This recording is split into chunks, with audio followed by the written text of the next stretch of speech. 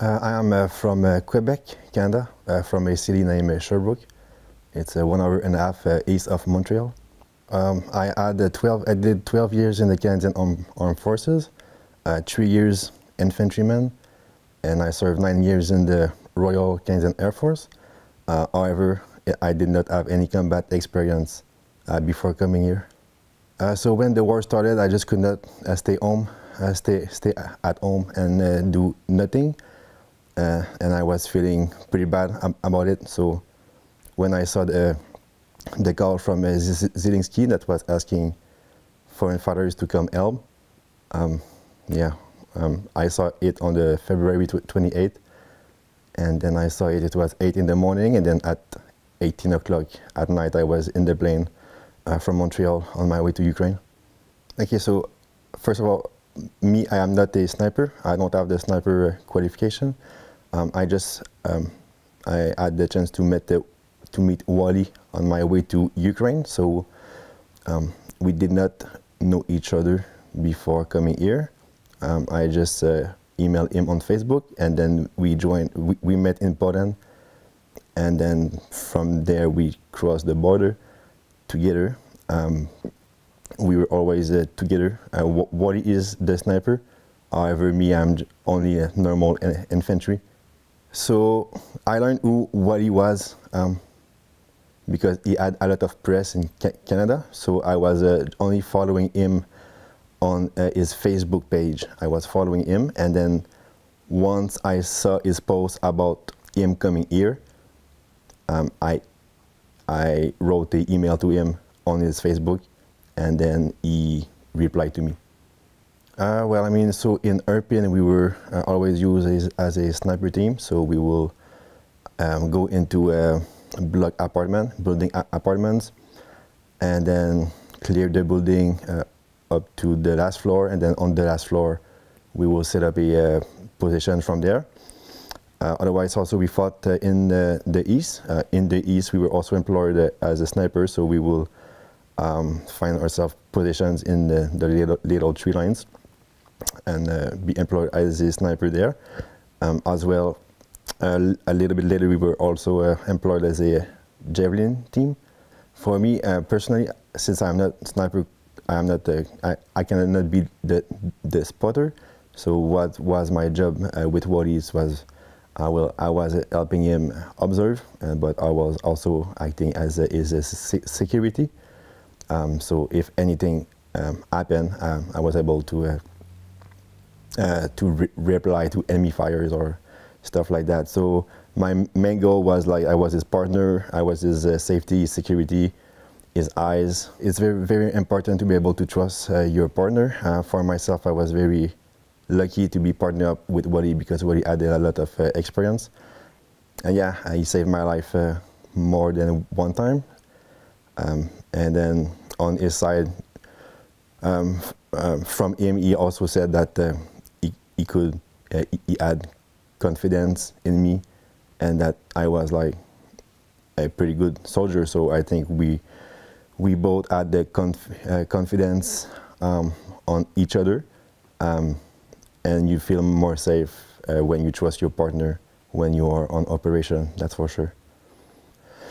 The most challenging was in the east for sure, because for protection we only have trenches and tree lines, and then also we were fighting against an entire tank regiment, and then we were receiving a lot of artillery and stuff. The most challenging was in the east, yeah, for sure. Yeah, so it depends on the mission and what happens during the mission. So some mission lasted the whole day. Some missions lasted maybe 1 hour. So it very depends on the situation and how the mission goes. Well, there were some occasions when we were on our position observing, but nothing really happened. So we were just there observing, but that was pretty much it. Yeah, of course. So it was in European, and actually this was my first time ever that I was going on a mission. So yeah, our objective, we were 8, and then our objective was to set up sniper positions in some building and observe into a little forest. So we left in the evening, and then we entered in the building.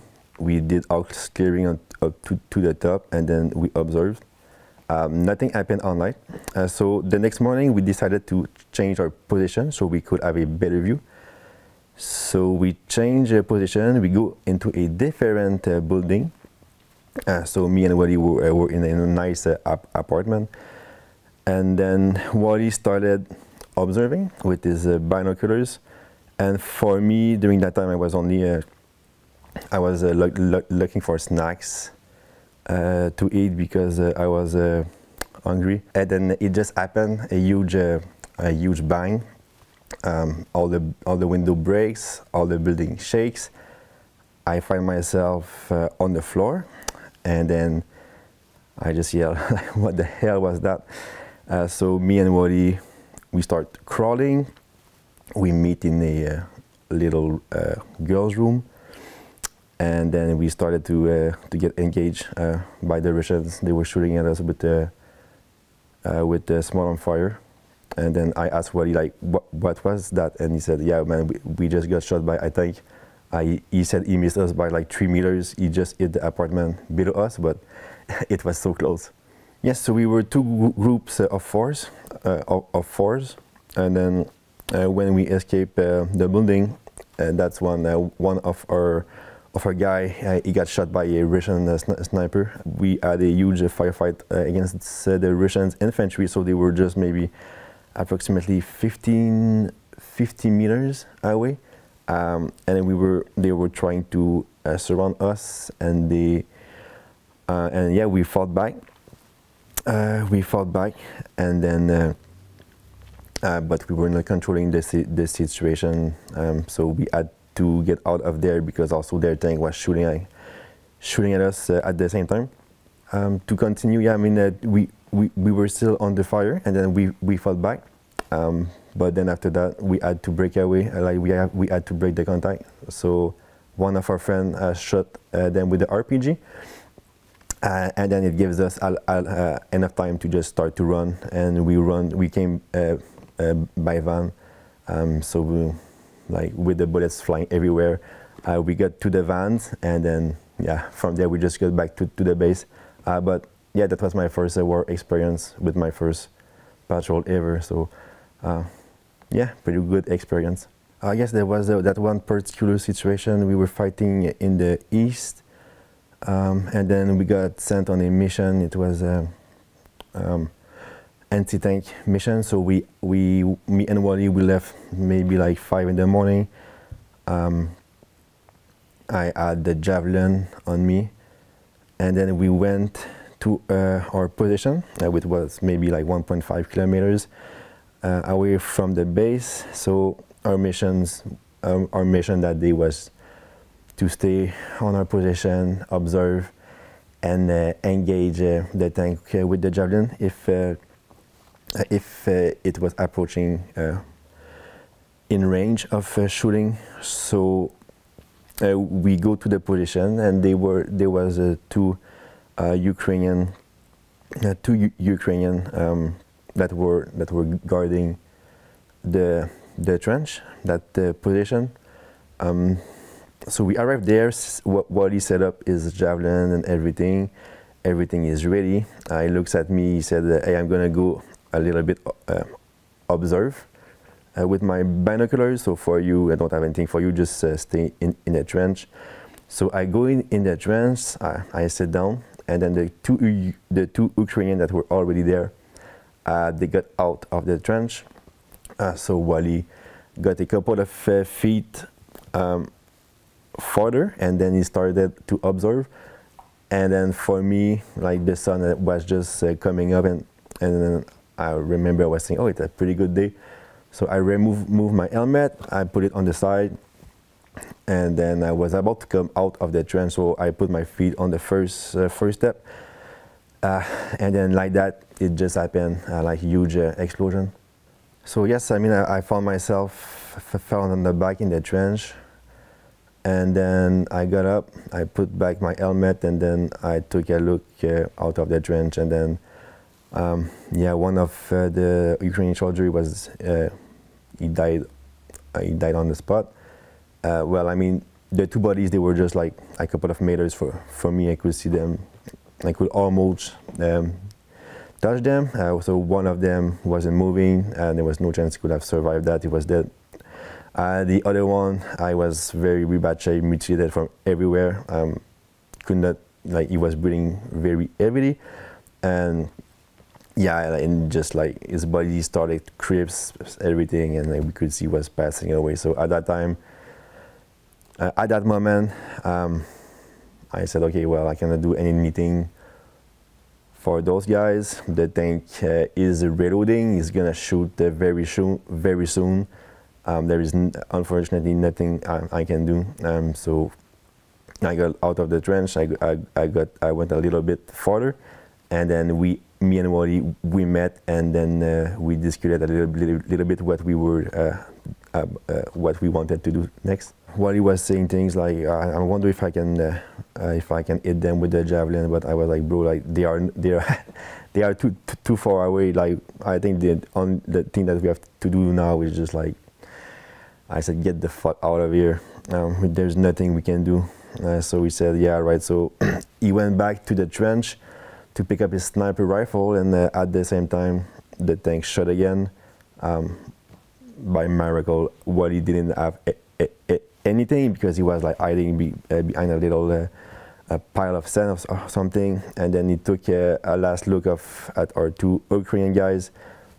Nothing, they were dead. So took his sniper rifle, and then yeah, we went back to the base. But that was the scariest moment that I have experienced in this war. So yeah, that's my story. Okay, so yeah, on the front line when we are waiting to go on a mission, or when we just come back from the mission, for me, what I will do is just sleep while I can, as much as I can, and if there is starting, can talk a little bit to your family and friends on social media. That's pretty much it. And then when we are a little bit on the back, but I mean, for us, we will just drink, and you drink with the buddies that were there with you, and you just talk about what happened, and you have a couple of beers, some nice meals, and yeah, that's how you cope with the stress and everything that you went through. I mean, I watch what's going on maybe like on the Facebook, Twitter, YouTube, but I don't actually watch like medias at the televisions. I know in the West, in America, everyone is starting to get used to the war, you know, so in the media, back home, they don't talk a lot about the war. Well, I was getting enough sleep on the front line, and now those days I'm getting sleep every night. Well, I did not get better sleep on the front line, but well, sleep was good, you know. And then you on the front line, you hear artillery falling, so it's a little bit like if there is like thunderstorms. So I don't know, it just like makes me feel good, and so I can sleep good when there's artillery fire for some reason. I don't know why. But yeah, my sleep is fine, and we got lucky to have a couple of hours when we were on the front line. We got lucky that we could sleep when we were tired. For us, me and Wally, since we were like a volunteer, I mean, and we were there for free and helping, we didn't have any issues with going back for rest. You know, if we ask for, what we will do usually is go there for 6-7 days, come back for a couple of days, and then after that go back on the front line.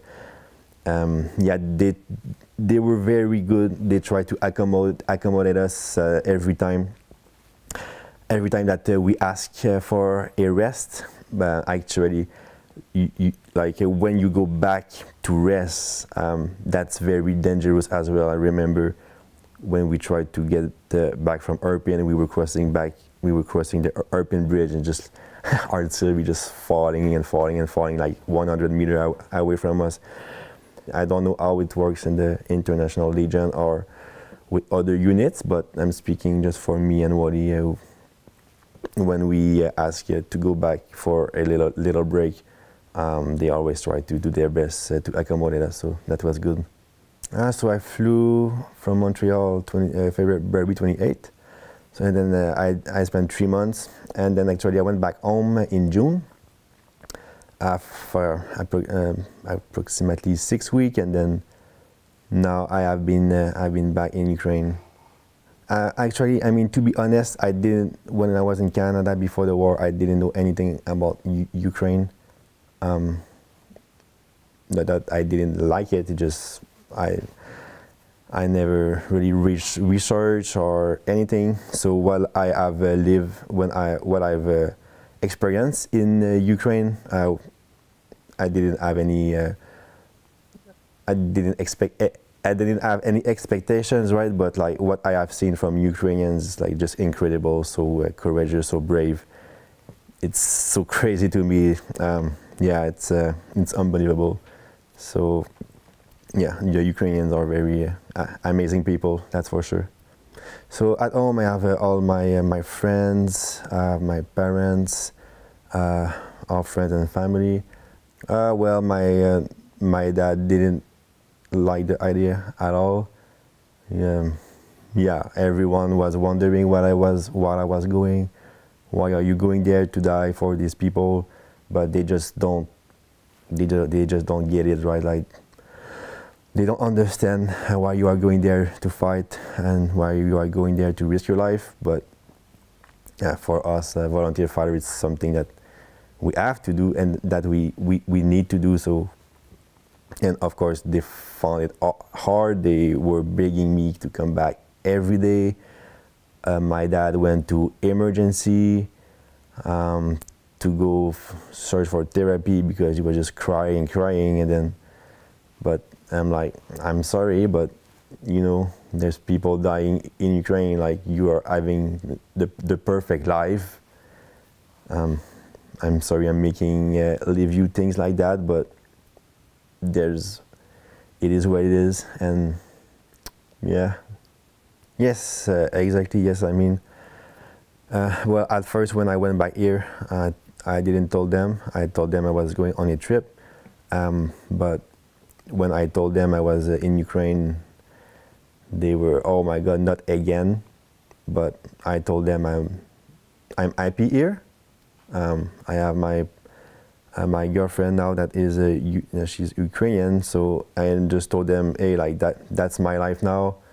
You just have to accept it, and I'm happy here, and me and my girlfriend, we are involved in this war, and that's gonna be our focus for this year.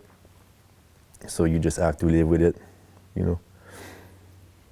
It was on the first week here. I came in. I mean, it was our first week in Ukraine. So at that time, I needed a new cell phone. So me and all the other volunteers, we went into a cell phone shop. We were like 10 people, like 10 Westerners that did not speak any Ukrainian, and then the guy did not understand anything. So there was that lady in particular. She was speaking English, so she just translate to everyone. She bought everyone like SIM card, phone, and etc. Then after Wally and her, they kept contact, and then she kept supporting and helping us through Wally. And then at what time I added her on Facebook, and then just before I left to fight in Irpin, I texted her, hey, can I take you out for lunch if I come back alive? And she said, yes, I would love it.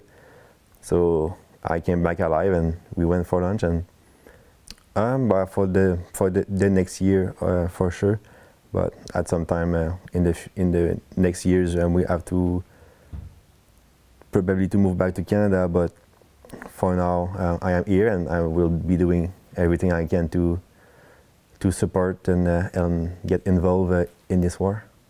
When I am not on the front, what I am working on is trying to get the donation, to get investors, company to send us gear to help us. Like, don't get me wrong, I know I should be staying low-key in this war. However, social media is a huge tool to reach people, and also I want to reach awareness to the Western countries, because the media stopped talking about the war. So that's why I am active on social media. So I have a Facebook page, which is Shadow space in space Ukraine, Instagram Shadow in Ukraine, TikTok Shadow in Ukraine, but you just replace the I by the number 1, and then yeah, you can follow me on those social media. All the funds and the money that I will raise, I will be buying reconnaissance drones with all the fund raised. Crypto is the best way to give the donation, so I have a Ethereum address, and also I have Bitcoin address. Unfortunately, I had the account PayPal, but when they saw I was raising funds, they banned my account PayPal, so I cannot use it anymore. So I'm trying to open another account. Otherwise, if you live in Canada, you can always bank transfer me. So the email is shadowinukraine@hotmail.com, and use the password Ukraine.